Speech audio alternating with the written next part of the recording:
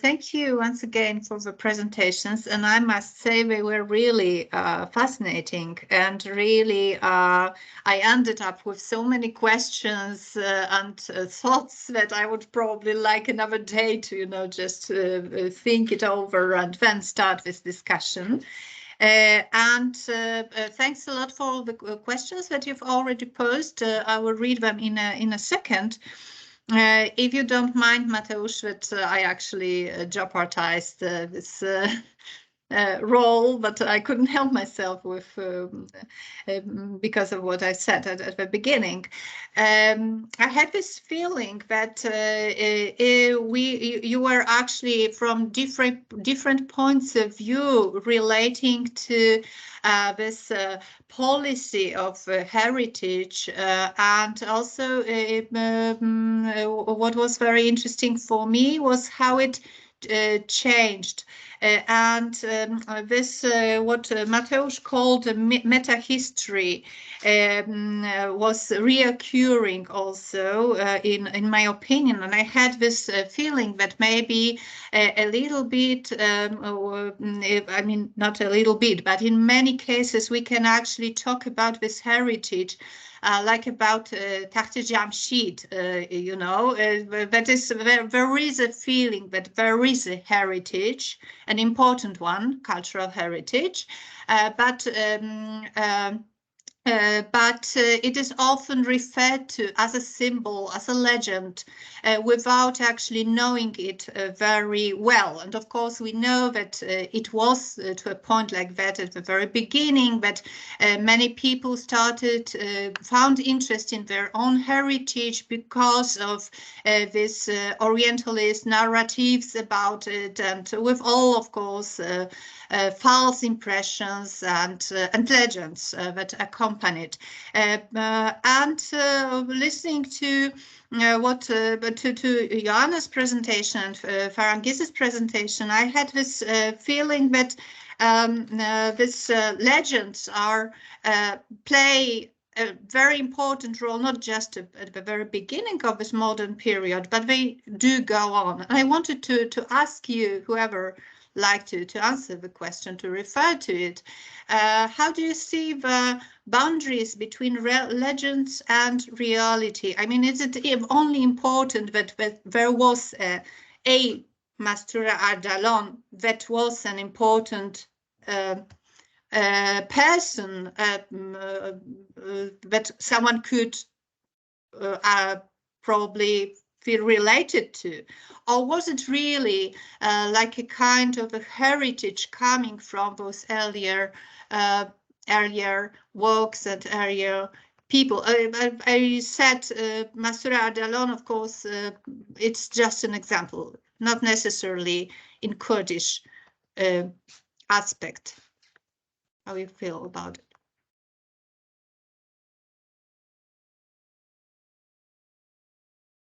We can't hear you.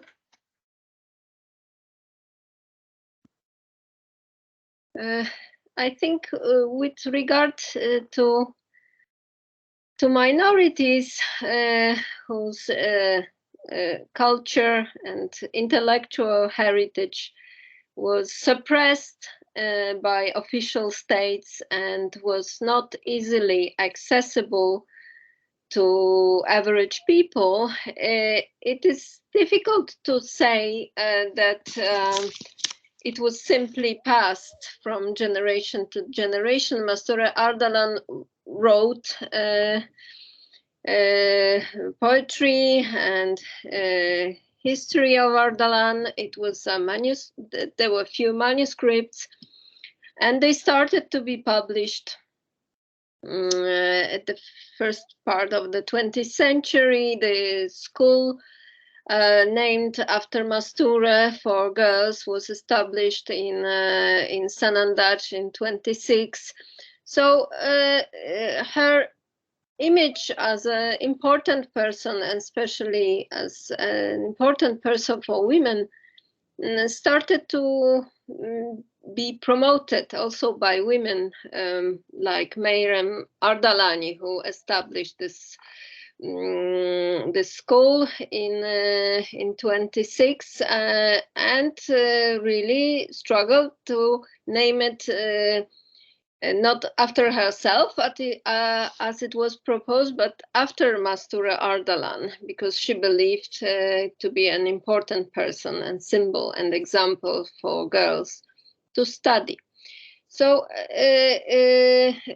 I think that in case of minority heritage, we must treat it as rediscovered in a way and repopularized, because as we all know, especially in case of Mastura and probably many other women in Kurdish context, they were marginalized by both the state policy not allowing Kurdish voices to be heard, and also certain patriarchalism not taking into account voices of women. So I think that it is both it is real in a way that people wish to get in touch, learn, read more about these figures, but of course there is also a certain need to recreate them because everyone imagines such a figure like Mastura Ardalan in their own ways a little bit. And I think there was a need, it was stressed by many people that there was a need of having an image of Mastura Ardalan, which was fulfilled by the sculpture, because previously she was an abstract personage a bit. So I think it is interconnected, linked with each other, and drawing the exact border, what is from my point of view not that important, what is true or what is false. We also don't have such perfect access to historical sources, to the past, to be able to know everything about it. So in some cases, it was even in our research, it was stressed that in case of, for example, Hadi Ziauddini, that and many others, that they established their personal spiritual connection, intimate connection with Mastura Ardalan, and got to know her, and therefore they were able to write a novel or make a sculpture. So of course we can treat it as a part of a legend, but I would treat it as a certain strong necessity expressed by people to return to this minoritized heritage as better as possible, as good as possible. Thank you. I think Farangis was the first, then Mateusz. Thank you. Let me lower my hand. Oh, yeah. Legend plays the same role as other nation building projects in the Kurdish context. And it was used, revived or produced to challenge the homogenization policies of the state.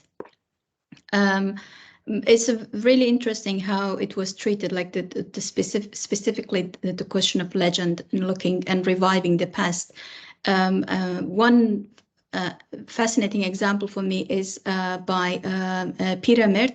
I mentioned Pira Mert, some modernist poet, journalist, playwright. He was absolutely fanatic about advancing modernity in the Kurdish society, the necessity of going forward. But at the same time, his plays, he wrote 5 plays, all of them were based on legendary stories.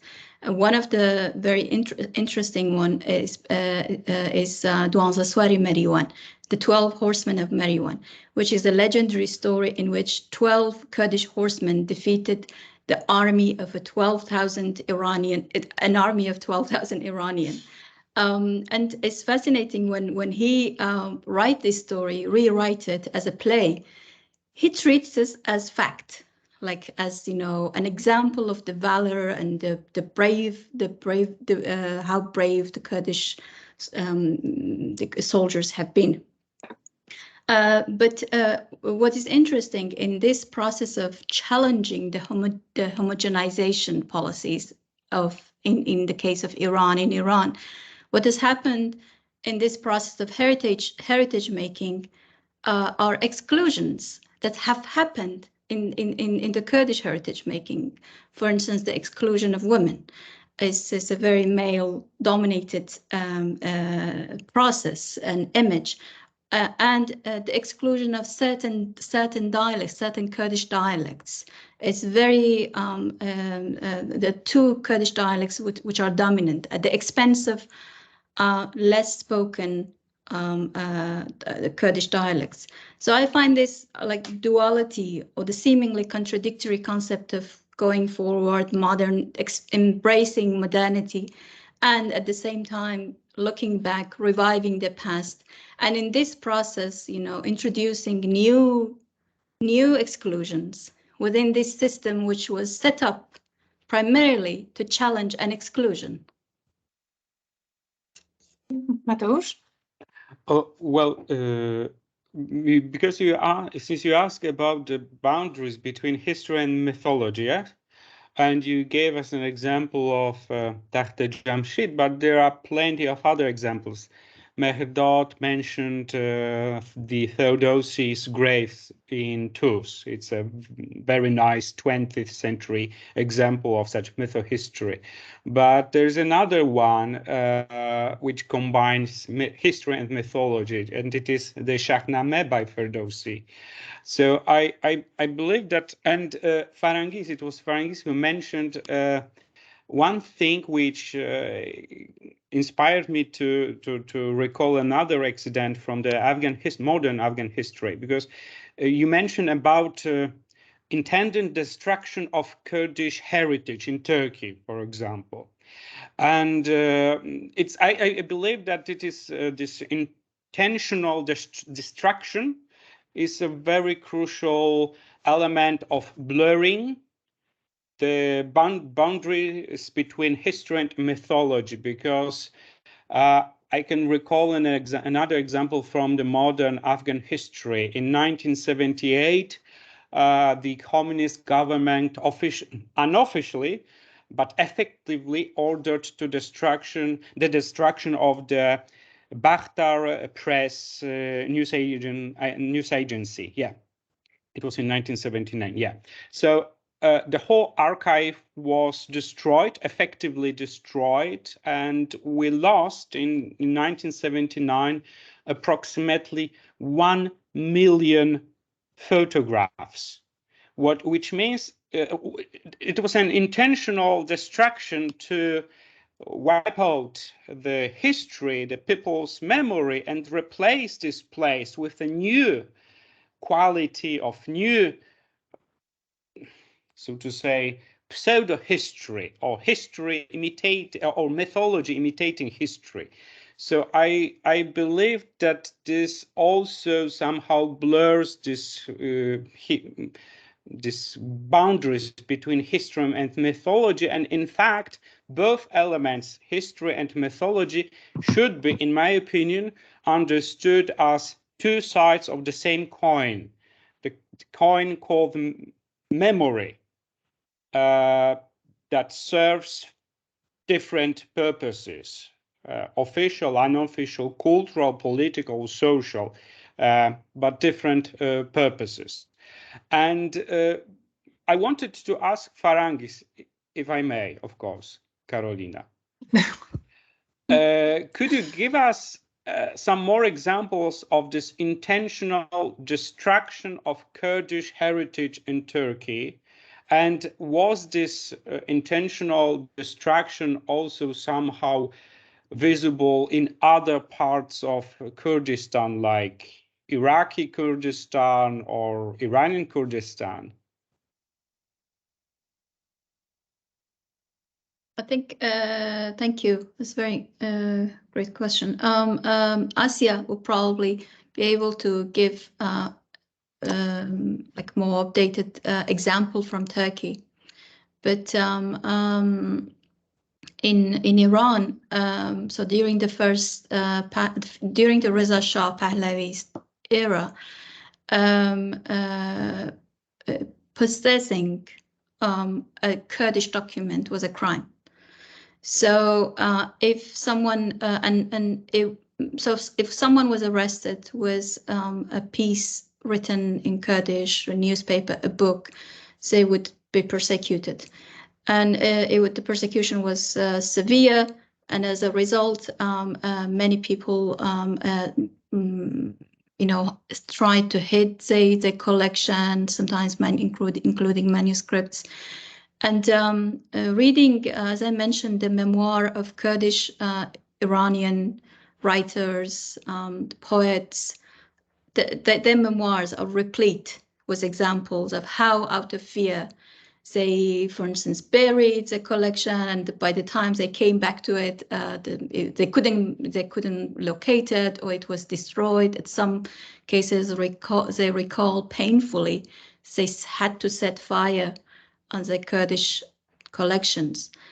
In Syria, as early as the late 90s, the memoir of Omar Sheikh Mus, veteran politician and writer, he recalls how the family, his family had to bury the Kurdish library or destroy. So there are numerous examples of this, specifically in the writings, the autobiographical writings of Kurdish poets. But maybe, Asya, would you like to give a specific example in Turkey? So yeah, in Turkey, it's, the process of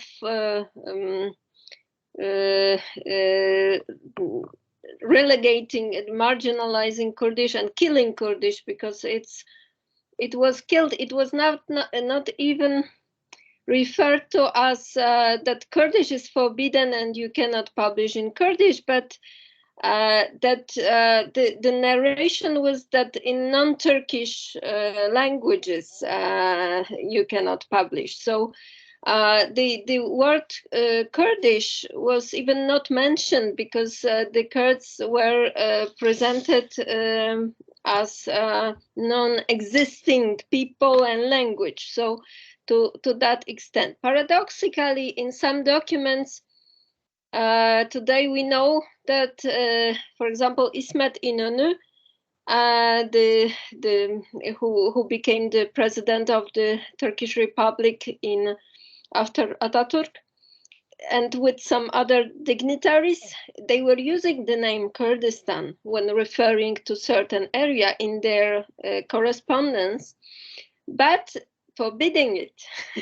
So this was the paradox, that they themselves were using something, but they were planning, because there are some speeches that survived, that Kurdish people are not civilized, primitive, they have no culture, so they will be easily assimilated. That's quite similar narrative to what Mehrdad was showing in case of Iran.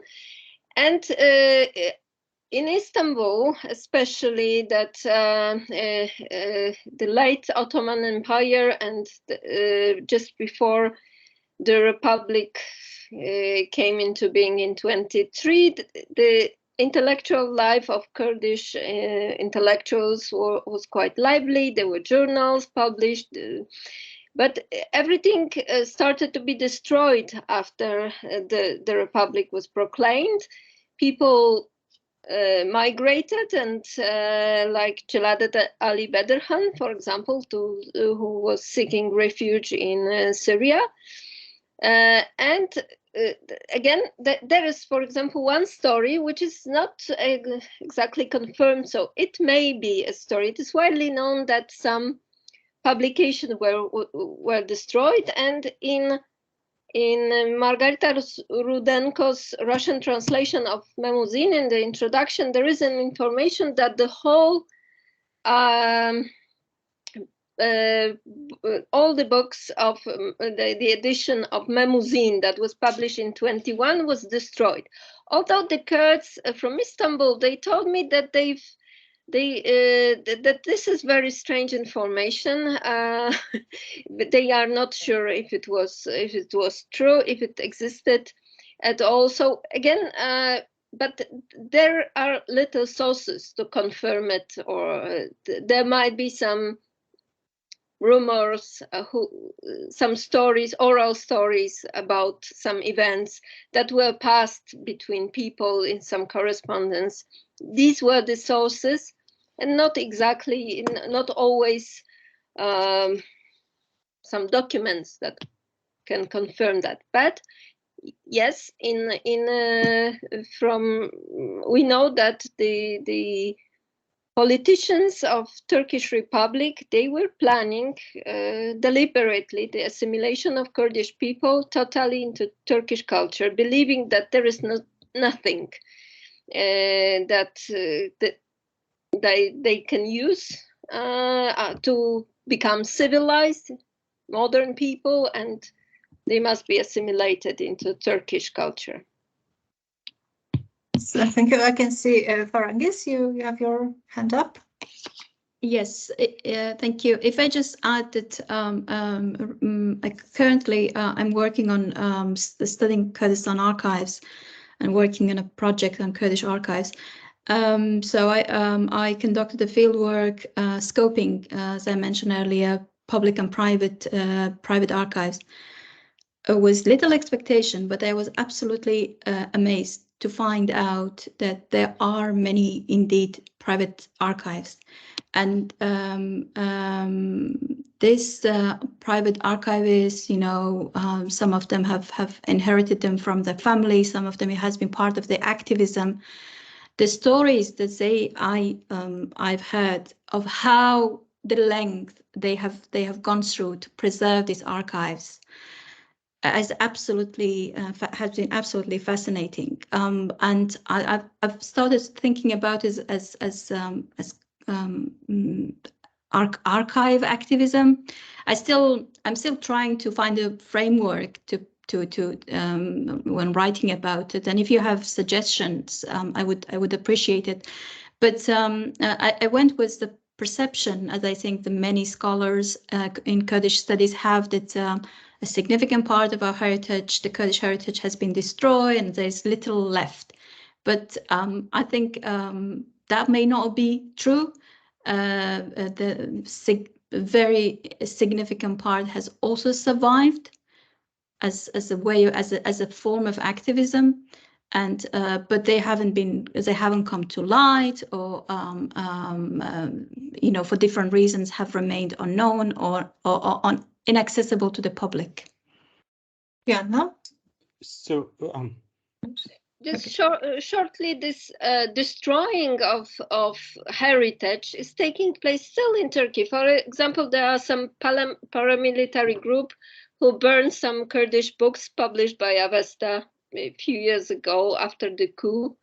In the store when they had these books published and printed, and it was burned by Turkish nationalists. So it is like ongoing.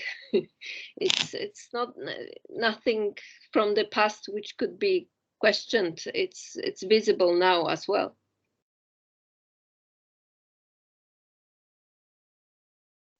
Mateusz, I think you, yes. Well, that was one of my questions I wrote down. But as far as I can understand, this private archive they play crucial work in conservation and production of cultural heritage of the Kurdish people. Yes, That's and right. this is so to say. a subject that has not been vividly elaborated till now. Okay, so it's a marvelous topic, yes, as I can see, and I'm very happy that someone is paying his attention toward this, because it's very important to, I believe, to remember that there is this official historiography and this unofficial historiography, which is much more interesting, I would say, than this state-produced and state-controlled one. But I wanted to ask, if I may, Carolina, the same question to Mehrdad, if he can give us an example of intentional, deliberate destruction of Azeri cultural heritage by the Iranian officials in the 20s or 30s. Are there any examples of such movements? We can't hear you. You're muted, unfortunately. Thank you very much for your question, Dr. Kolagish. Yes, I have in my mind like two general examples.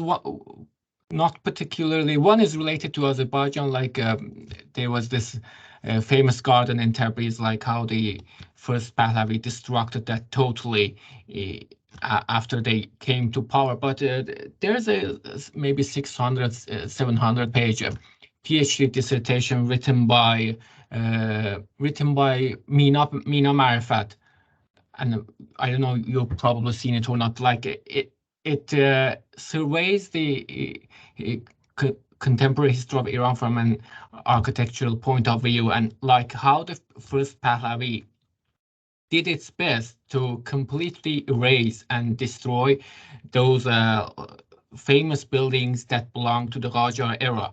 Like let's compare it to what Baron Haussmann did after the Paris Commune, changing the whole urban landscape in order to erase the memory of the communards, right? That a similar kind of trajectory happened in Iran. The Pahlavi state doing its best to erase the memory of the Qajar dynasty, and especially in Tehran, because that was the place where they focused all their modernist urban plans. That was the locus of mainly this plans where this destruction took place. And the scope of that is, I forgot the title of the, but I know the writer is Mina Marifat, and the scope of that destruction is pretty well documented in that dissertation I'm mentioning. And as I say, a couple of examples were in Tabriz, like there was this garden from the Qajar era. They completely destroyed that, so that no memory of that would remain. I mean, I think it is important to link that the policy of destroying heritage to memory politics, like how states do their best to erase the previous memories and create new memories. That is like that was another purpose of those monuments they were making during the Pahlavi, in order to create alternative memories for the nations. Following, I'm highlighting this memory politics following, as you mentioned, Nora's insights, Pierre Nora's insights. And if you don't mind, Mehrdad, I think it's a good moment to ask you a question. Thank you. Where are we actually with this research, right, about this minority heritage? But maybe it would be better if you ask it yourself. Yes, I mean, the first question you said that you wanted to ask Dr. Qaderi and Dr. Bohenska about scholarly works, but maybe also try to answer it later on yourself and Mateusz regarding to your specialties. So should I explain my own current project? Yes. Also. Okay, sure. Right now, I'm focused on the creation of this national literary canon in Iran. Who were the people behind it? Like, how did the Pahlavi state sponsor it? And I'm working on this formation of national literary canon. And the second part of my research focuses on the reaction of the minority literatures towards this national literary canon, towards those suppression policies of eradicating non-Persian languages. What were the reaction of, let's say, Azerbaijani writers to those policies, or Kurdish writers? I focused on Azerbaijan, but I hope that briefly I will mention Kurdish and Arabic writers too. For instance, in the case of Azerbaijan, they were writers who decided to completely abandon writing in their own mother tongue and started writing in Persian. There were writers who continued writing in both languages, in both Persian and Turkish, and there were writers who decided to exile so that they can continue writing in their own mother tongue, only in Turkish. But I think it is important to highlight this multilingualism of Iran, and parallel to that, the existence of multiple literary traditions in Iran. Like in Iran, previously we had, prior to the rise of this nation state, we had multiple literary traditions, but when they decided to create this national literary canon, they emphasized only just one literary tradition, that was Persian literary tradition, and excluded all the other literary traditions, to the extent that they decided that we should erase all of these languages. In the case of Kurdish, I have two very, let's say, three examples. Maybe they might be interesting to, like in the Fururi, in that piece I mentioned regarding Iran's minorities, very clearly designates like Azerbaijanis, Kurds, and Arabs as threats to Iran's national unity, and writes that we have to be careful of these ethno-national communities, because at any moment the separatist tendencies might spark among them. Another instance is from Mahmoud Afshar, again, usually known as the father of pan-Iranism in Iran. In a piece in his journal Ayende, since his main fear was pan-Turkism, Mahmoud Afshar's, he writes that in case we are successful at Persianizing Kurds, there's no problem if Kurdistan is separated from us, and so that it can act like a buffer zone between us and the Turkey, so that the Turkey won't threaten like us by highlighting separatist tendencies in Iran and Azerbaijan. Another one is a document I've seen, this literary scholar famous one, Rashid Yasami, in which the state is commissioning him with writing a history of Kurds in order to prove the point that the Kurds belong to the Iranian race and Iranian nation. So as you can see, this policy, as I showed in the documents, was something that was being pursued in almost every single area. I'm focused on the literary aspect, and let's see what will come out of it. Thank you. Thank you. Mateusz, if you don't mind, I think Joanne has a question. Yeah, of course. Right? I think we have to raise our hands as well, you know. Yes, thank you very much. I thoroughly enjoyed these presentations, really learned so much and have many questions, but I have one comment. And that is, and it's related actually to my own work. I work on a minority population, the Ismailis of Badakhshan in Afghanistan and Tajikistan, excuse me. And what I'm often, the category that's created for discussing some of these issues is cultural genocide. And I'm very interested and rather pleased to see that that term hasn't actually been used, although many of the things that you're saying might be dropped into that category. It's a very limited category in that it's a state, it's a state grounded concept. And what your papers are bringing to the table is this idea of course, memory, but also the persistence and the revitalization despite the erasure and the constant erasure. It's really the two kind of are running parallel. I mean, not despite the language policies, despite the nationality policies, and so on. And so I find that really fascinating, and I think that relates to Mathus's point earlier about history and mythology and how these are two sides of the same coin. So I don't really have so much of a question, but more of a comment. And one other thing I want to add to that is this the notion of archive. I'm very interested in archival documentation, which I see as cultural documentation. And it takes many forms. It can take the form of letters. It can take the form of, poetry. It can take the form of filmmaking. It can take the form. I work on genealogy, among the Ismailis in mountain villages, this tremendous, perpetuation of genealogical traditions, that go back to, the coming of Islam. So, so let me congratulate you on your work, and also a recognition that this is very relevant, I think, to Persian studies, in the broad context, as well as, the specific context that you're dealing with in regional terms. Thank you.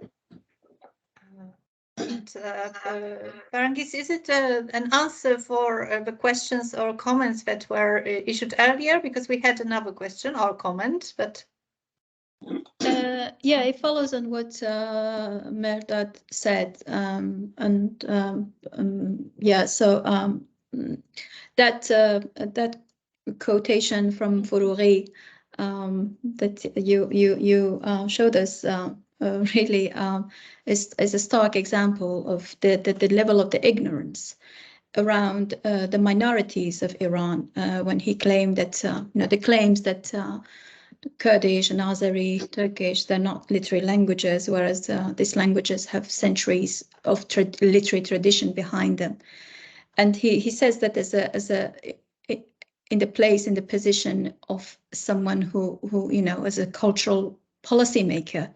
And unfortunately, I have to say that ignorance, that reductive view has continued to this date. And that has informed, sadly, the cultural policies of, not even after Pahlavi, the current system. Exactly. They exactly follow the same way of thought and exclusionary mechanisms. But it's really time for the academic circles and, the Iranian studies discipline to start questioning, this long exclusive tradition of Iranian studies being equivalent of Persian studies. Take any book on Iran, any encyclopedia, any academics, most academic study. If you find references to the minorities, that would be exception. The main view is still very Persia-centric. But it has failed, this assimilation policies, obviously, as we see from the current uprising, has failed to look at the people, the way they express the resentment, they express the anger through their language, through their cultural production. It clearly says, despite decades and using all the forces that the state has to assimilate non-Persians, it has clearly failed. So I really hope that, we will have a different way of thinking, at least among the academics. Especially now, I think it's more crucial than ever. It has to, this recognition, this reconsidering, re-evaluation of what is Iranian, what is Iran, it has to happen now, or like the consequences will be severe. Yes, thank you, Farangis. Yes, I believe so too. It's a very crucial thing right now, and yes, as you said, as we can see it. But maybe we have some more comments and questions about that. Professor Krasnobowska has been raising her hand for a long time. Yes, I wrote down my question also in the conversation, but I don't know if it is seen. It's yes, to Mehrdad and maybe Farangis also, about, because I think it's clear a new history of Iranian literature, including the minority literatures, should be written, should be prepared. But I have some practical questions. I mean, how do you think these non-Persian language literatures should be presented to Persian speakers? I mean, do you think it should be, well, translated into Persian? Or because, well, talking about it, writing about it is not enough. It should be also presented in originals. So how this should be done? I think one issue is, of course, translating this into Persian. But also, I think there is one question which seems quite natural, and well, one issue which is seems natural but has been never implemented in Iran because of those ideological questions, and this is teaching the minority languages as second language at school, for instance, to Persian speakers. Do you think this such program, well, even on a small scale, should be in a way introduced in Iran in some, well, I don't know, circles which acknowledge the right of the minorities, well, to have their own culture? How do you think?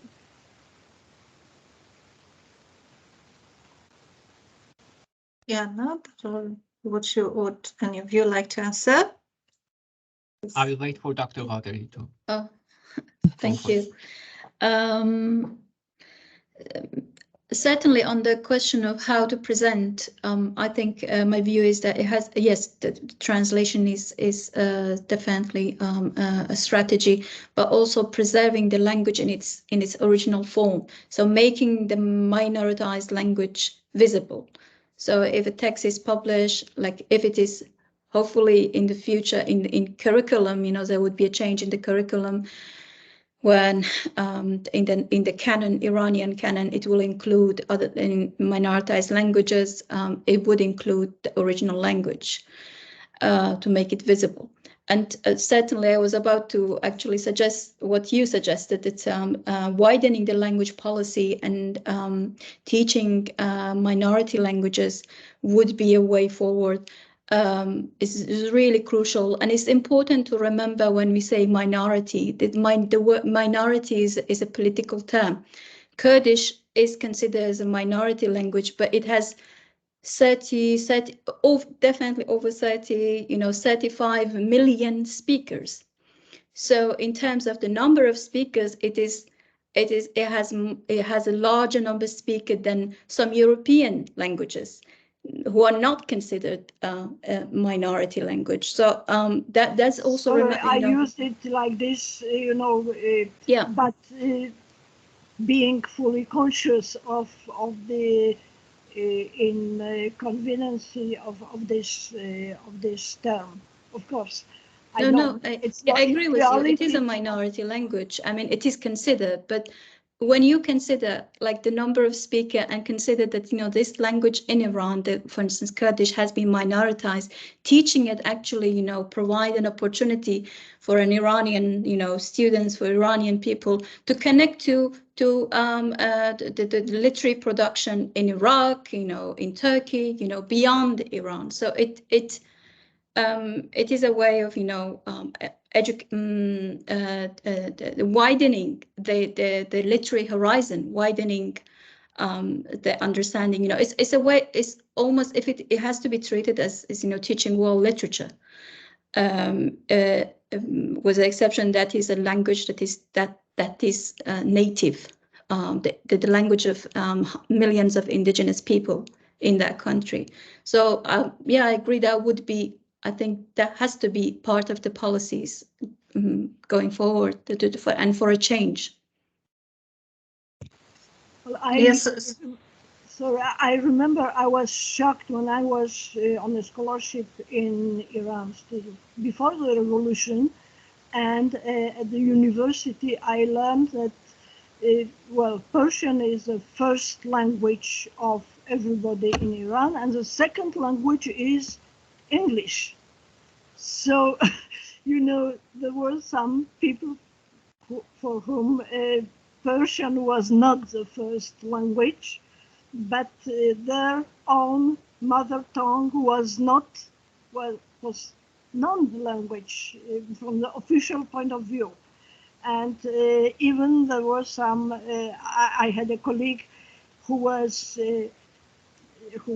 Arab at Mashhad University, but he was an Arab from Ahvaz, and he failed in his exam of Arabic language because he said his parents would not talk to him Arabic, not to make his future life difficult.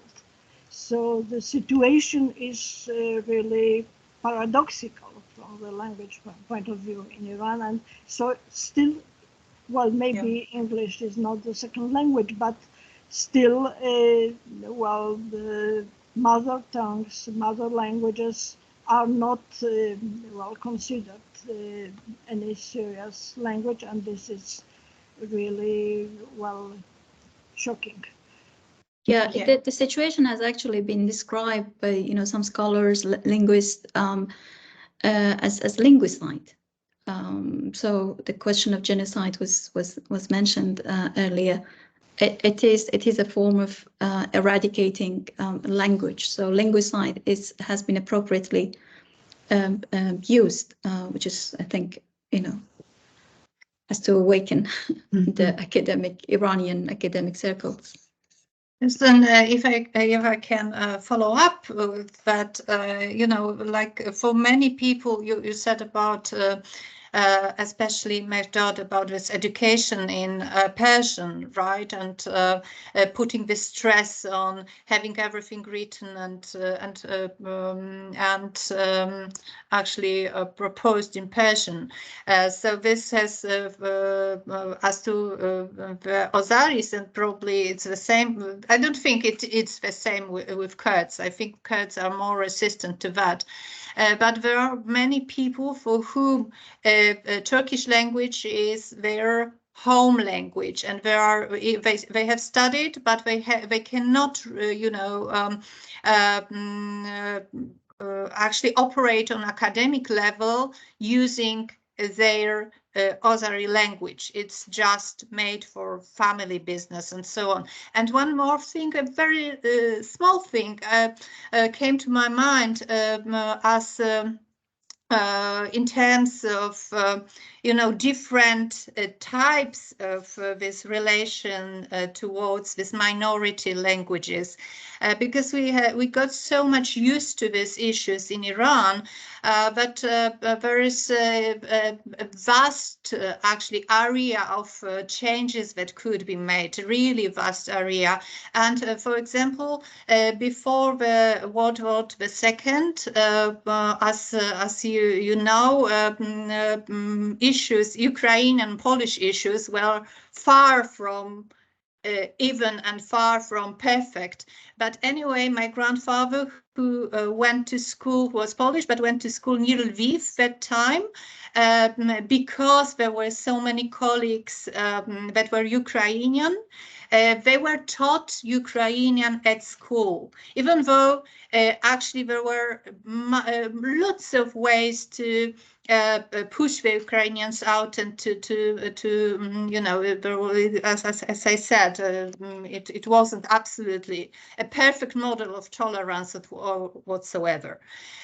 So there is really so much possible ways, so many possible ways.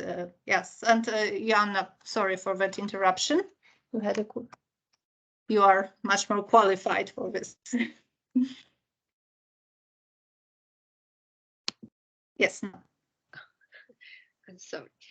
I have two questions to Mehrdad, which are maybe not that much related to the very period you are searching, you are doing your research on. Nevertheless, I wanted to ask them, having this opportunity, because occasionally I met, when doing my research on Kurdish people in Iran, I also met and lived for a while with Azeri people, and I also conducted some interviews with Turkmens in Iraqi Kurdistan who allegedly speak very close language to Azeri people in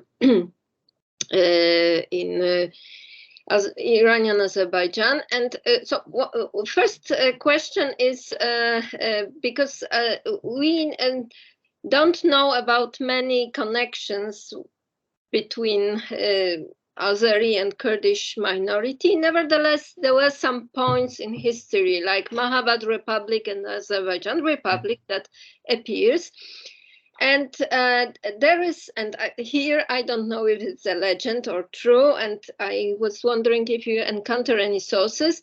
There is a storytelling that there was one printing press for both republics, and to print they had to borrow it from each other and transport it between Tabriz and Mahabad. So to publish something, at least at the beginning. So I wonder if you heard about this, because it clearly points to some support in publishing in the native languages. And second question is because of what I follow. When I came to Maku and was living with my Azeri family in Maku, I realized that what's the difference on the both sides of the border. On the Kurdish side in Turkey, people were not watching Turkish television, but Azeri people on the Iranian side were watching only Turkish television. And of course, many of them, if not most of them, spoke Turkish. And this is the reason we could communicate, because I don't understand Azeri so well, and I could only speak Turkish with them. And so there is this influence of this standard Turkish from Turkey, clearly, because they told me that they cannot write in their language, although sometimes it happens to be the language of instruction, Azeri, in schools, which is quite different, because in Turkey it is absolutely forbidden. Very rare cases when you can speak Kurdish to students in public school. But in what happened in Iraqi Kurdistan with Turkmens was the huge impact of Turkish on their education system, because they were struggling to, some intellectuals I interviewed, they were struggling to keep their Turkmen culture, language published. But what they accepted recently is Turkish from Turkey in their school system. So it will be a kind of erasure of their norm, their possible standard or writing, or at least endangers it as well. So because it's this pan-Turkic policy we observe even in Polish with regards to Tatars. And so do you see a danger here also, as for the, maybe it will not be that visible in Iran, I guess, but in Iraqi Kurdistan with regards to Turkmen people, it was, I think it may be really a disaster in the future with regards to their language. So thank you very much for these fascinating questions. Like regarding the first one, I'm not aware of this particular exchange of printing machines, but like absolutely there is no doubt about the haunting presence of the memories of Mahabad Republic and Azerbaijan Republic within the people of Azerbaijan and Kurdistan today. I mean, contrary to the perspective of the center, which ignores that one-year experience completely and tries to disparage those important historical experiences among the people of Azerbaijan and Kurdistan, at least as far as I've seen. Those memories are very present to this day. So apart from that, about Turkish televisions, like almost again in Tabriz, where I come from, it's very like common that people watch Turkish soap operas, and despite the fact that many people denigrate and criticize the content of those soap operas, lots of just romantic affairs, and that's it. But I think in this particular context, in the context of the Azerbaijani, they are also performing a very political function, and that is that they prevent Turkish language from being forgotten in the Azerbaijan. Like the kids I saw, at least among the family members, in the apartment neighbors, and many others I've seen, their kids were speaking like Istanbul Turkish, because they were under the influence of those soap operas. They in many of the instances they were speaking Istanbul Turkish better than Persian, because their families at home all the time were watching those Turkish soap operas. Regarding the danger, yes, the danger is there, because in Azerbaijan, some people consider the Istanbul dialect much more prestigious than the Azerbaijani dialect. Like sometimes even to speak Azerbaijani dialect, as it is spoken on the other side of the border, may be considered primitive, a sign of primitiveness, whereas Istanbul Turkish is a sign of being modern. So that is like the situation of the Turkish soap operas within the Azerbaijan. As far as I can say, that everyone watches them, and it is important to notice that they are influencing the language policy within the families. That at least, I mean, kids are learning Turkish, whereas in the official education policy, only Persian is being taught. Regarding this limited presence of teaching Azerbaijani language in schools, maybe it's been 3 or 4 years that it's just a small pamphlet they are teaching. But what I want to say is that it would have been better if they were not teaching that, because like let's say let's look at the local language TV channels in Azerbaijan. Everyone knows that, like, the people have adopted Fazari, a mixture of Farsi and Azeri. Everyone knows that the main intention of those channels, those TV channels, which purport to be preparing their programs in the Azerbaijani language, is to corrupt the language. 70 or 80% of the words they use in their news, in their films, in their translations belongs to Persian, and maybe like it's as if I'm talking in Persian, And every now and then I use 1 and 2 Turkish words to say, oh, okay, this is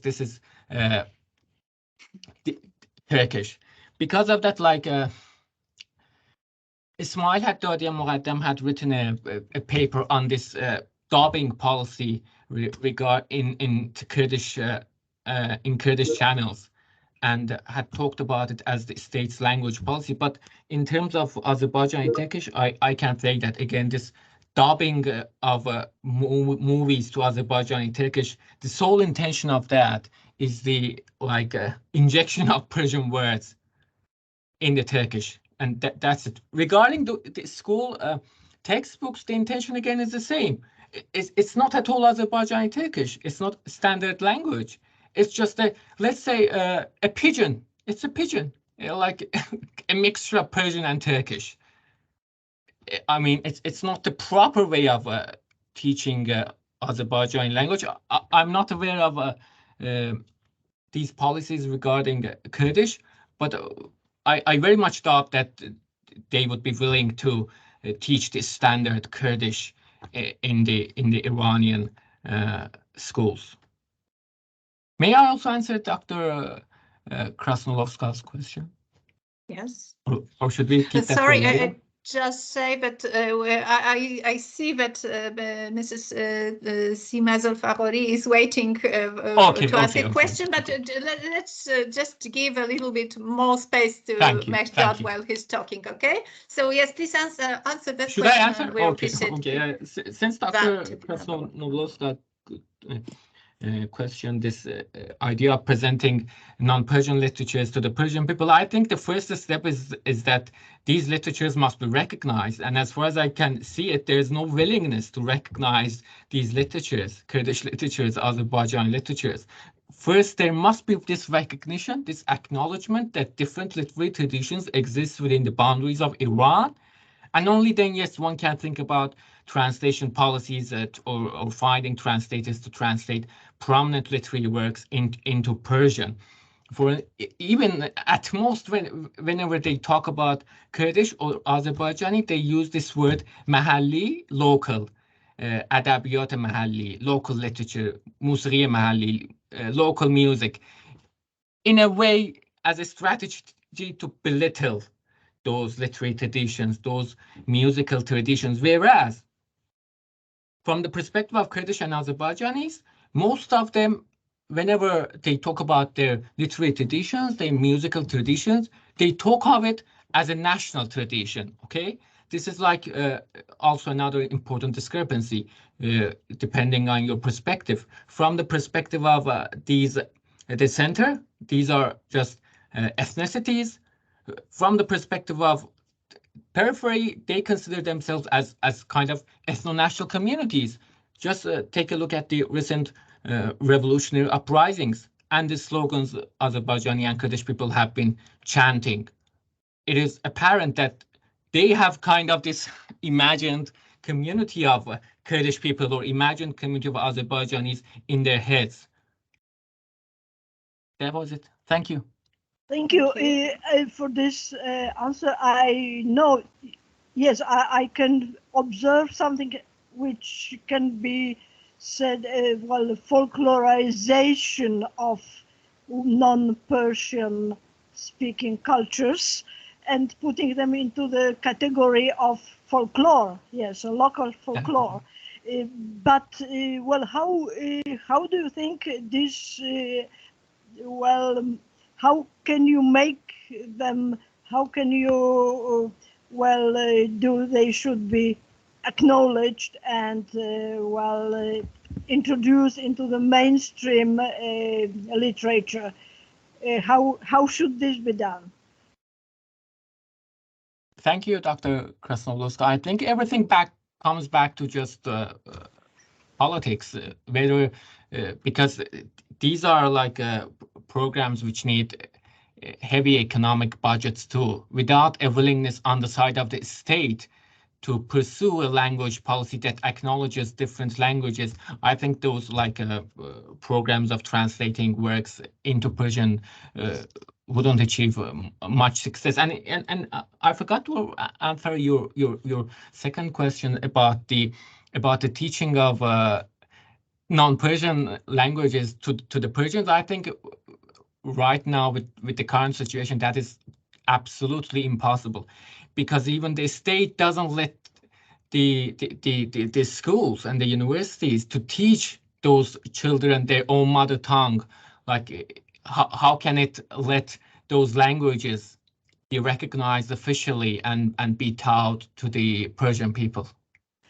Yes, but I wonder why the Persian speakers are not curious about the languages around there, because, they just cut themselves from a part of the culture around them. And of course, I understand this is not feasible now from the official point of view, but I imagine there should be some people who, would like to learn it for themselves. And apparently, this does not exist in Iran. The people who would, for instance, gather and say, well, let's learn Azeri, Turkish, or let's learn Baluchi, or let's learn some, even Gilaki, for instance, just to know what is the language of our friends, of our neighbors, and so on. So I hope once such movements will appear in Iran. But it's just maybe a dream or something like this. Hopefully, with a new awareness that we are observing, maybe really such a movement will rise, like in near future. Sorry, of course we can get back to these issues, but we have kept Ms. Zolfagori for a very long time. Sorry for that, and please ask your question or comment. Hello, thank you very much for organizing this wonderful event. I just give, I am affiliated with Leiden University, and where I did my PhD, and I also did 2 masters on, and all of them are on Bakhtiari language, which you can consider as a minority language. And most of my work were social linguistics and anthropological linguistics. So I'm giving my comments on the issues raised here with this background. So it's been more than 30 years that I'm being involved. And my first MA at Alumni Tabatabai University was the first about statistic research in Iran on the problem of language or subject of language shift or maintenance, to see the effect of Farsi or Persian on other minority languages or regional languages is the better word that I use, and the translation is Mahali, but I think it's just regional and not any in a Mahali is not used in any pejorative way. So the good news for the audience, maybe a book is on their way from Mouton series. It's called Minority Languages of Iran, which will probably be published in December or early 2023. And in that, I have a chapter which is actually the repetition of my research after 24 years on this effect of Persian on other languages, to see whether my propositions or hypotheses were correct or not, and then also look at the status of Bakhtiari today based on all this media, social media, and how the new social media affected the. With all this introduction, I can give you that there is a very we should be very careful as academics that when we are concerned about minority languages, whatever, what happened to them during all history of Iran, recent history, we shouldn't drag the policies of 70 years ago, 80 years ago, and drag them to try to explain today's situation. Whatever decisions made in Pahlavis or before that were rooted in its social, historical, and political situation. Today, the situation is different. What are there? Are the language policies wrong? Of course, they are wrong. No, none of these system policies are right. Let alone the linguistics one. Do we need to study this? So-called my other Iranian languages, I don't even call them minority, other Iranian languages, of course they should be studied very, enthusiastically, because we as linguists know how precious they are, how they are mines of data, and with all, different disciplines. But we should be careful not to diminish Persian, or or not to minimize the importance or the value of Persian in the favor of other Iranian languages. Based on my statistics research, I realized that among Bakhtiaris with higher education and who have better works or better social status, which means their Persian was good so that they can go to university, get higher degrees, and have a good job, their use of Bakhtiari was even more.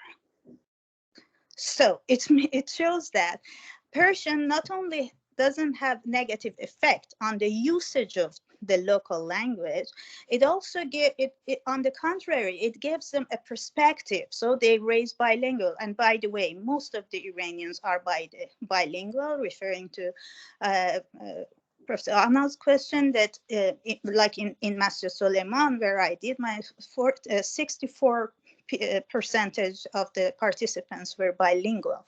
So there is this, and when we go to the border cities, for example, like in Astara, people do know Turkish, Gilaki, and Persian, and other language, and this is very normal. But what I also realized, maybe I'm spoiling the book, but the importance, the areas, the domains that the regional languages were used most, were the rituals, culture, like the funerals, weddings, were in connection with older people, older members of the family, in the family gatherings. So maybe at the moment when we don't have a system, a government who can be wise enough to make good language policies to preserve or to revive some of these languages, maybe the best policy for us people, bilingual people, is to first, as the first rule is to transfer it to our children.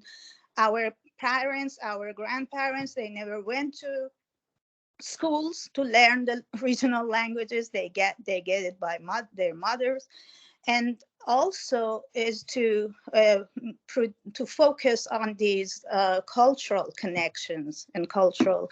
And although we can criticize this government in any aspects, but actually one of my hobbies when I go to Iran is to tune into provincial TV channels.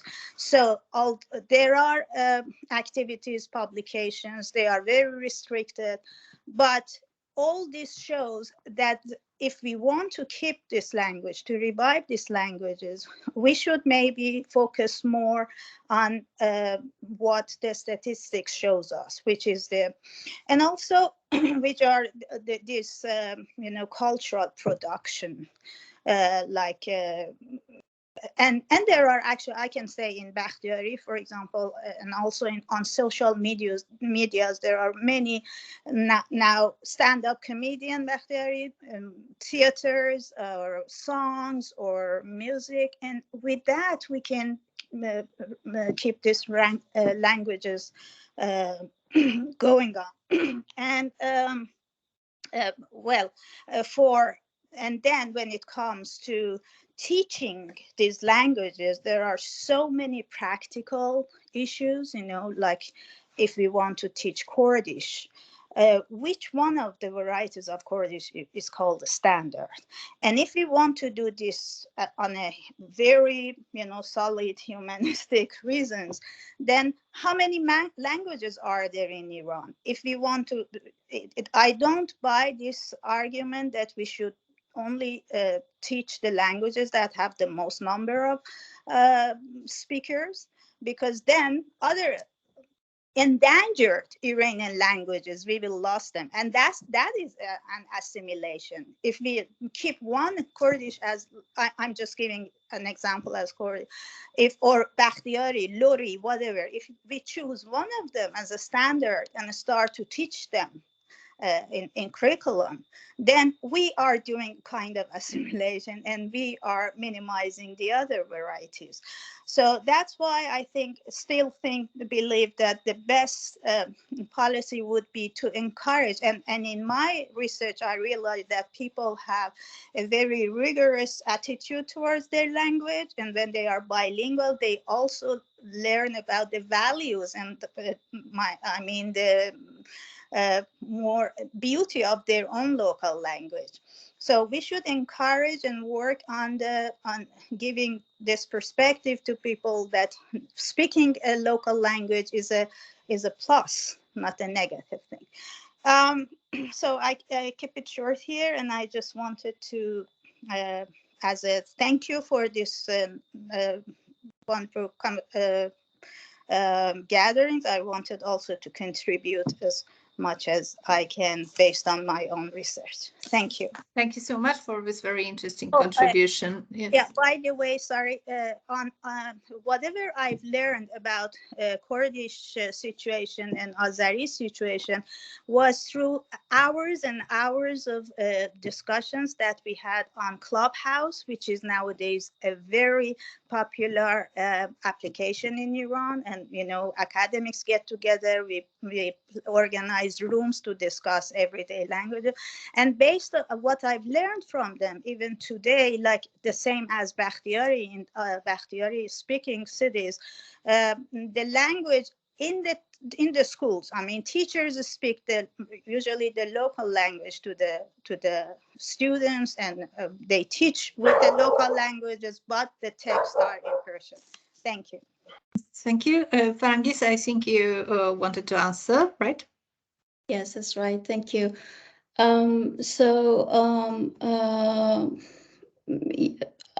You mentioned one of the sources of your information on Kurdish and Azeri as Clubhouse. I seriously encourage you to read more serious studies, linguistics, social linguistic studies, academic studies on Kurdish, the situation of Kurdish language and other minorities. And if you look at them, these studies which have been conducted over the last 2 decades, more specifically, they talk about the situation of Kurdish as linguicide. They talk about eradication of the language. I encourage you to read the work of Professor Jafar Sheikhul Islami. He explains, basically, you talk about dragging the policies of 70 years to today's discussion. Sadly, the same ideology has led, and even today, the language policies in Iran.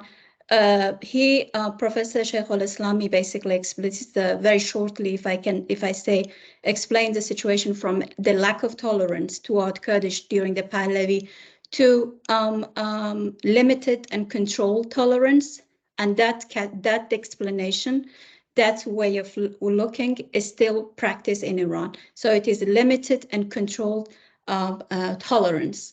You rightly mentioned that most Iranians are bilingual. So the very claim that Persian is the majority language is debunked. You know, you mentioned that.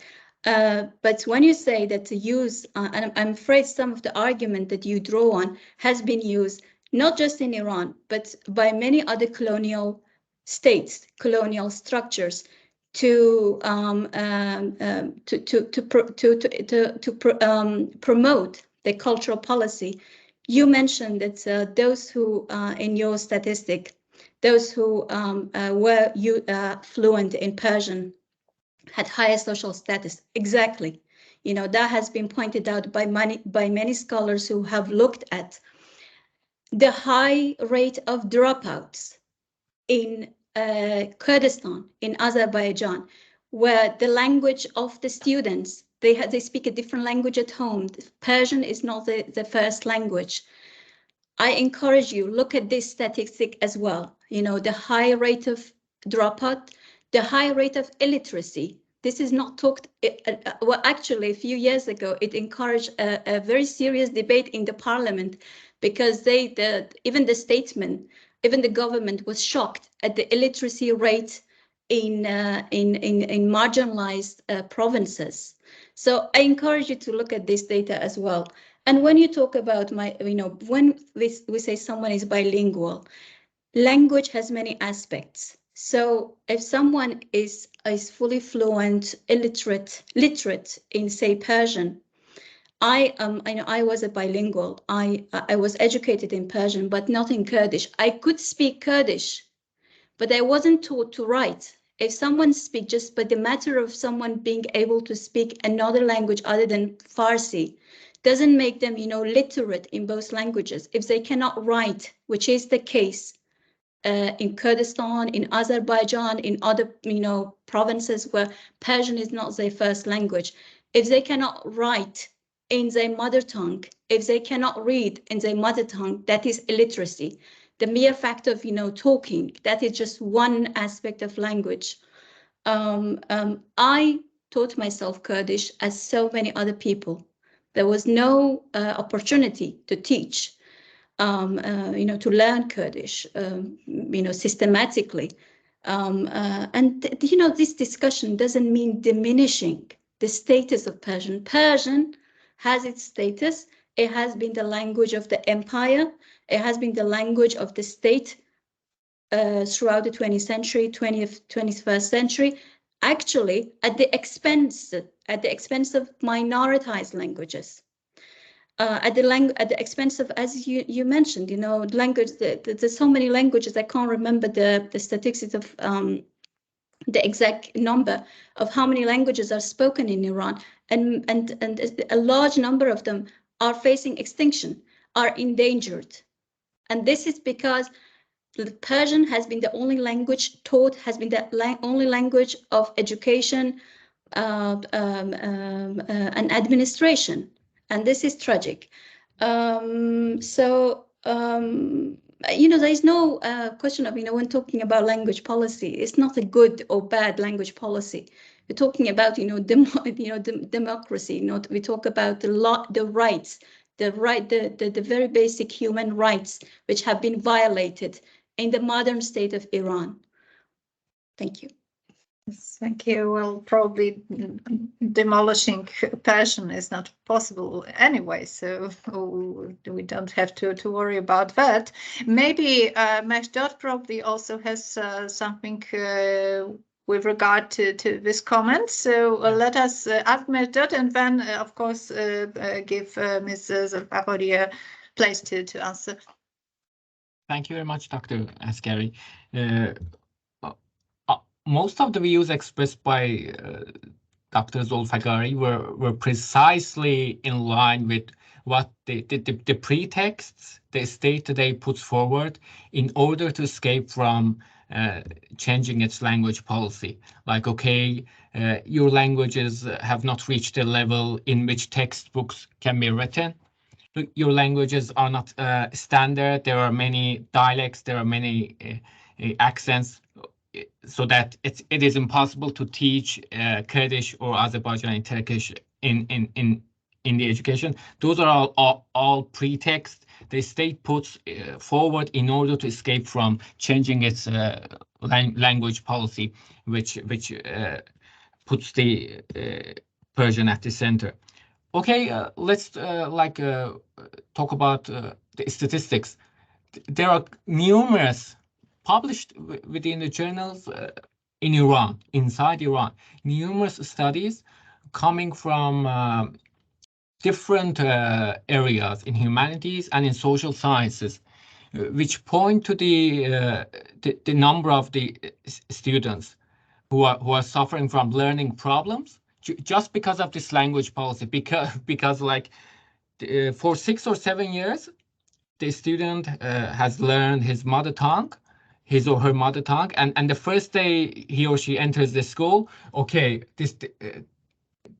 this new material, mathematics, I don't know, literature, whatever other course materials are presented in totally a new language. And just imagine what a shock that is to not only to learn the material, that is a separate burden, but also learn this new language. And just imagine how learning would have been different for those students if they were being taught in their own mother tongue. There are one or two very famous accounts by Reza Barahani and Saedi, the most prominent writers of Iran, from the 1 year era of Pishevari era in Tabriz, in which they were being taught in Turkish. And both of these writers have expressed that how enjoyable and different that experience of learning and studying in mother tongue was, completely different to what they had experienced before. Saadi and Barahani have explained it in their own accounts. And I think from the perspective of comparison, I think we cannot compare Bakhtiyari with Azerbaijani Turkish and Kurdish. Like from the perspective of the state exactly has absolutely no problem with those local languages that are also considered part of Iranian languages. Let's say during the Pahlavi state, they started to prepare this Atlas of Iranian languages. And in that Atlas of Iranian languages, you can see those languages such as Lori or Bakhtiyari or Gilaki. They are also included, okay? During the Pahlavi state, I think the person responsible was Yarshate, if I'm not mistaken.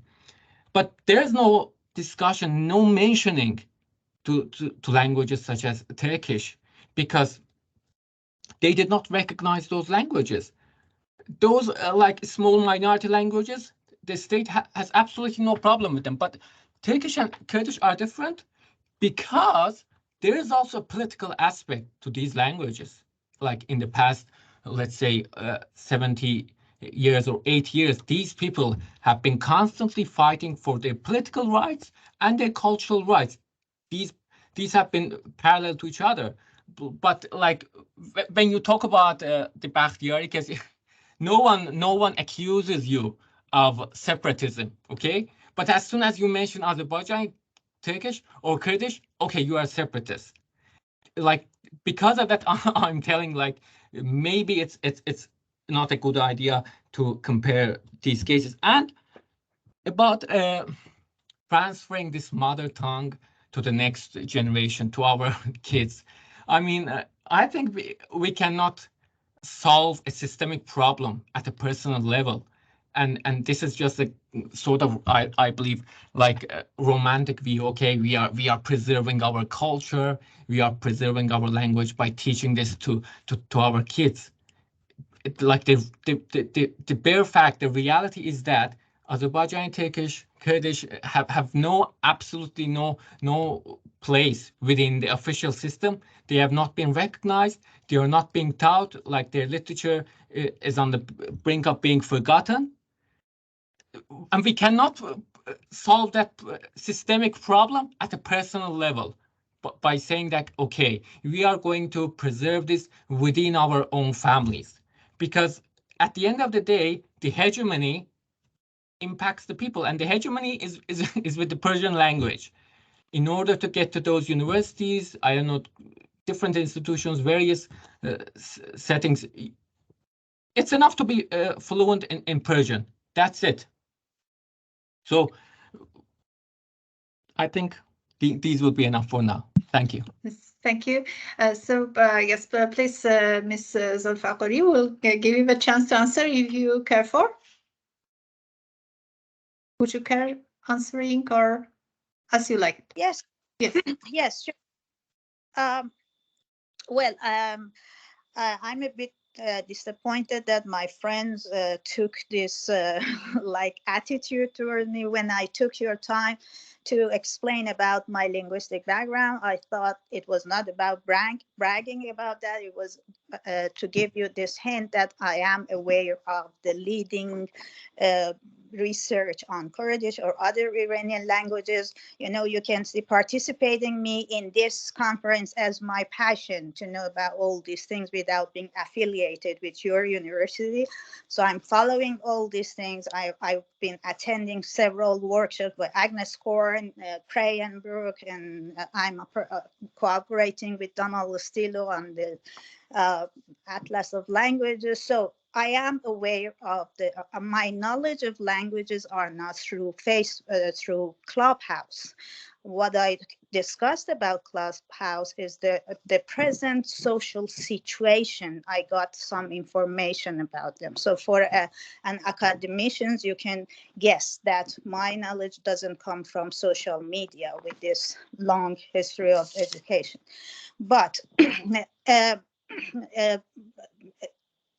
exactly what you're accusing me of is the same line of argumentation that we get from non-academicians, that as if I am propagating the state policies. If I had some power in policy making, I would certainly make it possible in every village, to a school or something to teach the local language, to propagate all the cultural diversity and everything. But what I was concerned about this critical issue. That's why 24 years ago, as the first Iranian linguist, I did a research to see how critical is the situation and to understand the interfering factors, the important factors involved in. And we should be careful. If you think that language plays a role, then we should discuss it linguistically, not mar it with all this social, political separatism or anything. If you're I'm sorry, the question of language is related to identity, and it is a political question. If you look at it as, pure linguistic, doesn't solve the question of the language minorities of Iran. And, no one accused you, but when you repeat the same argument that we have heard from the state. I need to stop you here and please give Sima, let her answer and comment, and then we will let you to give your comment. Please do not interfere and do not stop other speakers from giving the explanation. Thank you very much. When I talk about the statistics in linguistics means you try to involve all the important factors, and those factors are certainly will be related to socio-political situation also. But to decide for a language policy only based on these things is wrong. So what I'm trying to say is when you want to make your point, sometimes you just forget. Like just now, Merdad said, okay, Bakhtiari is not comparable. So is it in line with that democracy that you're, trying to establish in Iran? And your argument is Bakhtiari is less affected because it's not Iranian language, but Azeri Turkish is. But then Kurdish is also an Iranian language. So be precise, be careful about this, argumentation. So it's yeah, I mean, I don't know how else I can clarify my point that this system is not working, is wrong, and there should be very healthy, solid policies towards empowering local languages and cultures in Iran. But we can talk now here with each other because we have a command of English. In Iran, if you focus on teaching your children or one province, only the local province, in a couple of decades, people cannot communicate together. Today in Iran, people shout from Baluchistan to Kurdistan, and they support their solidarity because they have a unifying factor, which is Persian language. And like that, and I'm not talking about the Persian language heritage. I mean, that wisdom, which it's not just literally stylistics, it's the Iranian philosophy, it's the Iranian hikmat, as we say. So why do you want to deprive Iranians from that background, from that unifying factor, from that, I mean, let that be, make that as flourishing as it is, as it has always been, and also work on other Iranian languages and cultures. How can we work on them? Based on my research, it's just transfer that to your children. I have difficulty with my own I have never learned Bakhtiyari from my parents. I learned it from my distant cousins. But now when I encourage my other Bakhtiyari relatives who are living, even because my work is focused on the nomads, I should connect my mobile, sorry. And I encourage them to speak to their children in Bakhtiyari or even choose Bakhtiyari names. They are reluctant because they think it's, Tehrani culture or Tehrani even version of Persian is more posh. So it is social linguistics. Nobody pushes people not to speak their local language. They don't teach them to their children. And this is not because government forces them, because they don't have this, this attitude. And why they don't, this is what happens to every country. You know, here in Holland, if you want to learn a Dutch variety, you go for ABN, which is the standard Amsterdam's language. I mean, so, yeah, that's it. I mean, I just want to say that Persian is not responsible for the harm that has been done to other Iranian languages. Well, policy is clearly responsible, not Persian. Yes, thank you. Mateusz, I was hoping you would say something about Afghanistan, compare it a little bit with Afghanistan situation, but maybe we'll just give a brief chance to respond. I don't know. The floor is yours, as you like it. It's because Joanna and Mesut, you probably I will have... just say one sentence. I will be brief because I don't think this could be solved. This discussion, unfortunately, is not the first time. But what I hear is driven by fear of minority languages, and also that concept, that point of view of looking at the minority languages as a threat, as Mehrdad mentioned, which has driven the policies toward minority languages.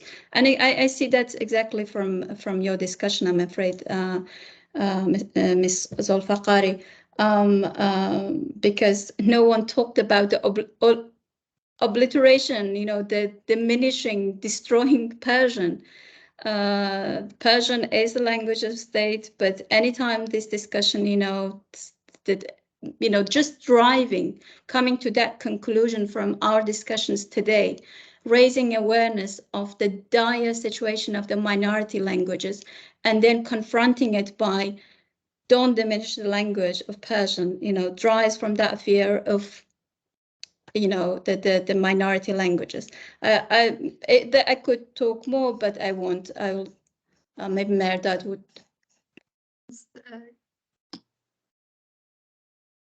Yasha or Merdad, I don't know which one of you. Yasha has been raising her hand for a long time. But Merdad maybe can continue. I will Thank you. jump later. Thank you, Dr. Boyska. Like 2 or 3 points very shortly. Precisely because of this last point you mentioned, I'm telling that, okay, it's quite understandable that Bakhtiaris consider Tehrani Persian more prestigious than their own mother tongue. It's totally understandable. But I mean, we cannot generalize that to all Iranians. Just keep in mind this recent example, Mahsa Jina Amini. Do you know what's the reason behind that 2 names? Because Azerbaijanis and Kurdish are not allowed to choose names for their kids in their own mother tongues. Because of that, their official name is something, and the name they use in their families is something else. There was one about historical analysis, contrary to what was expressed. I believe it is of utmost importance to put this in perspective, in the perspective that either within the Pahlavi state or the current system, there is a continuity with regard to language policies in Azerbaijan or Kurdistan. And it is important to talk about this Persianization in every single aspect, especially like even the geographical names were not immune to this Persianization policies. Many cities in Kurdistan and in Azerbaijan had their names changed into Persian by the state so that the Kurdish names or Azerbaijani Turkish names would be removed. And about this, it is very important about this Iranian philosophy and its expression in the Persian language. It is just pure essentialism that there was this Iranian philosophy, and this has organically expressed itself within the Persian language. This is just in line with the primordial understanding of nationality that traces Iranian nation to 2 millennials ago, to the times of the Sasanians, and then just narrativizes this 2,000 years old history, and just without regarding constant ruptures, just focuses on this continuity that, okay, when you're talking about Persian language, you must keep in mind that Persian has been the official language of Iran for the past 2,000 years. That is not the case. And following Jameson's motto, we should keep in mind, we should try to historicize rather than follow these, ahistorical accounts that Iranian philosophy has expressed itself in Persian, and that is exactly the problem, that some people consider Persian language as an essential and crucial part of Iranian identity. Because of that, they are preventing these languages from officially being recognized, from officially being taught in schools and in other settings. Thank you. Thank you so much, and Yasha, please try to keep it brief. Yes. I just want to add, because it was mentioned that it is thanks to education, high level of education, people may want to return to their native languages. I think it's if we look at Turkey and the situation of Kurdish there, and take into account this huge assimilation process where all technology was involved. So what we can see is that only those from Kurdish youth keep speaking Kurdish who were in touch with some illiterate people, grandmothers, mothers, or in touch with their villages of origin, but certainly not all who received higher education in Turkish, because these people who decide I will learn it again back, I don't know anything, and I will return, are really individuals. But those who keep speaking Kurdish were in touch with this illiterate ambient, and only thanks to that they kept this link. So I'm really doubtful that higher education is that crucial. I think it plays a role, but it cannot be considered as the main aspect. And also, it is important to stress that among Kurdish people everywhere, they also abandoned the idea of one unifying Kurdish and really support the idea today of many minority languages to keep to keep them along this main dialect. So, and this is even visible in media, in some publication. Maybe it's still not perfect, this policy, but it is visible. So it's not just in favor of one language as a state language. And finally, I think the political aspect and national idea is crucial in a way, because I started to investigate the situation in Spain recently, where everything, full democracy, all autonomies, Basque, Catalans, they have autonomy and right to publish, to have education in schools, and so on and so on. But only the best situation is in Catalonia. And when I interviewed the president of Basque language, the first sentence he said, "No somos catalanes, we are not Catalans." So it is thanks to this national idea among Catalans, I think, that the language is preserved more than because it is politicized. So we may like it or not, but it has this political aspect, and especially with groups such as Kurds and Azeris, also with the impact and influence from outside the border, when they can see that there are some realities of their languages already existing. And it cannot be stopped in Iran, I think, or modified or less politicized. It can only be more politicized, I think. So that is also some things to keep in mind. Thank you. And Mehdat, we didn't answer your questions. What I think with Parangis, we'll be happy to keep in touch, and we provide you with some sources. Thank you, Anna. It was very insightful. Yes, it is very important. And Mateusz, finally, I give you back your voice. No worries. So listening to this discussion regarding the language, and I realized that Simon and Parangis represent two different approaches, attitudes: centralization and regionalization.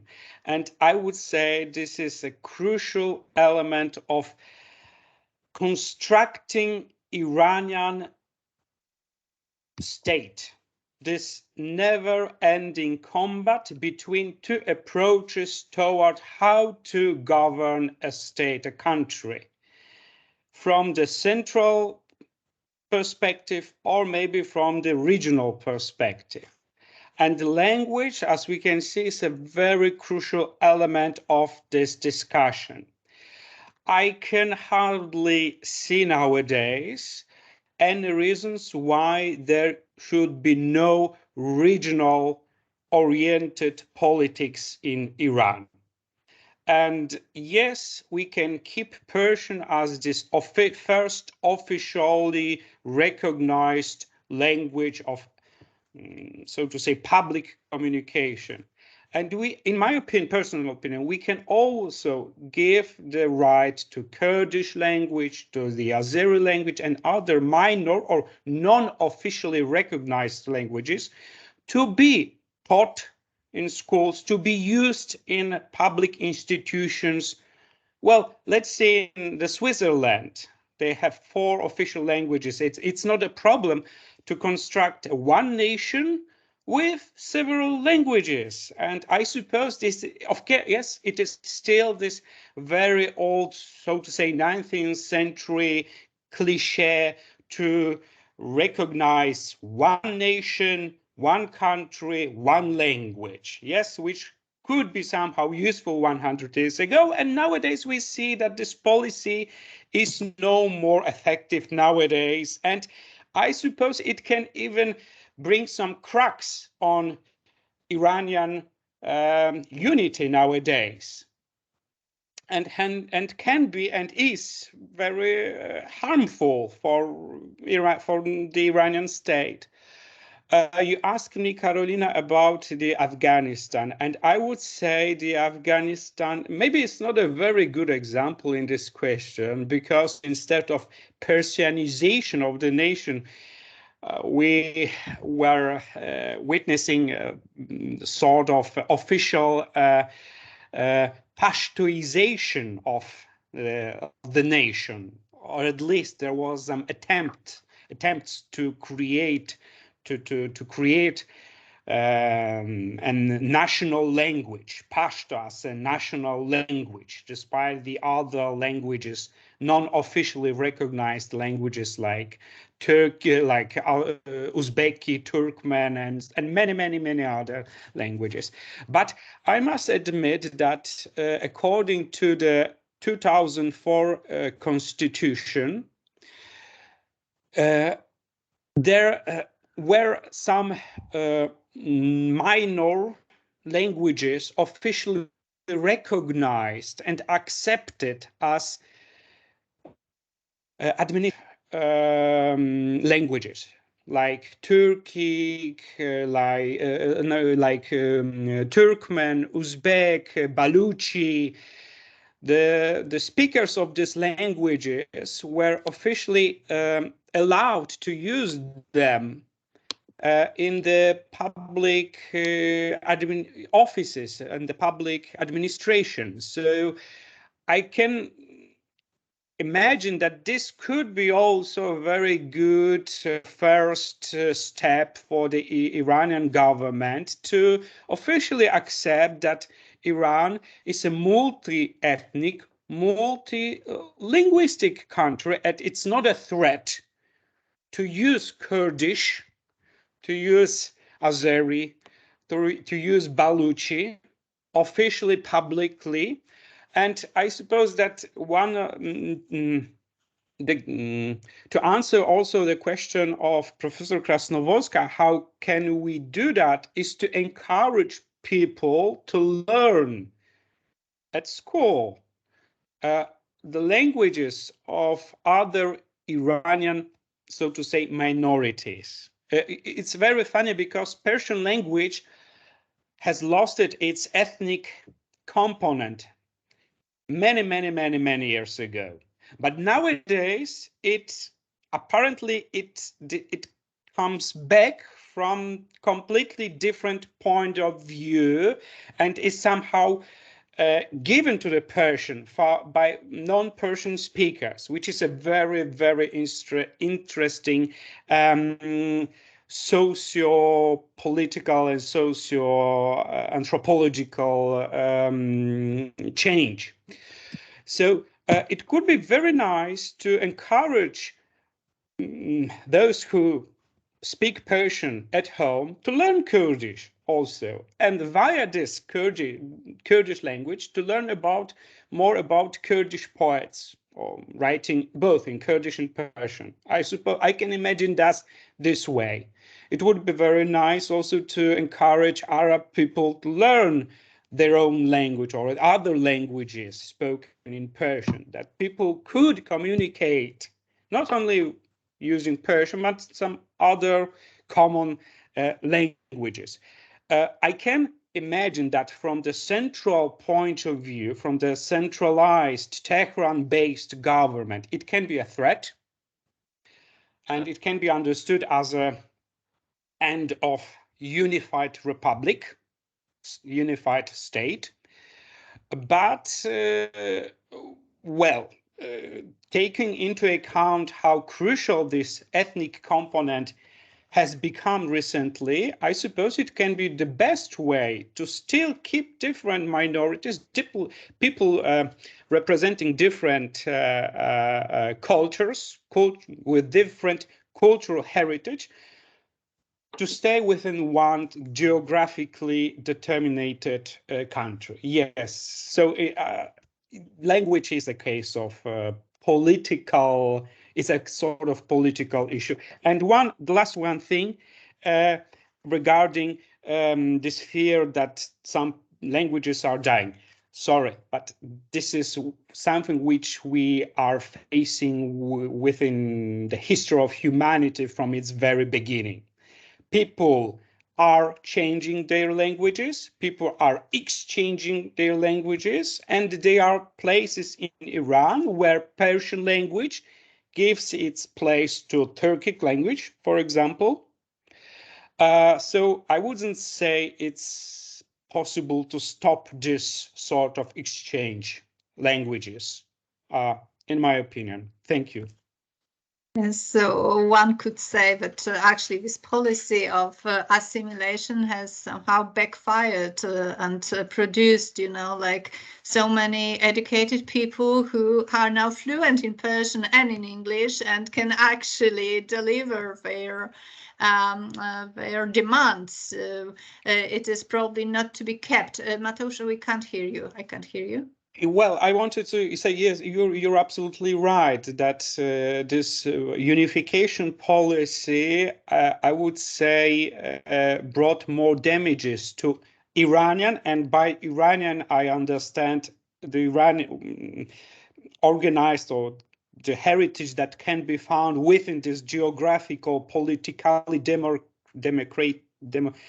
constructed borders, that this unification policy, well, from the perspective of this, let's say 100 years, in my personal opinion, wasn't the best choice. Although I must, or I can also understand that from the perspective of Reza Shah, it was the best choice he could made that time. Yeah. Yes. Thank you. And I'm sorry, I know we could go on with this discussion, and it's really fascinating what you are saying, but we have already, we are late according to our initial schedule, so I really wouldn't dream of keeping you here anymore. So hopefully we'll meet again and discuss these issues furthermore. And thank you so much for participating. Thank you very much for this very fruitful and thanks so much. Extremely hot discussion on a very, very crucial, as we can see, question of heritage and language, which is a part of heritage, and hopefully to see you soon once again, virtually or face to face, outside or the internet.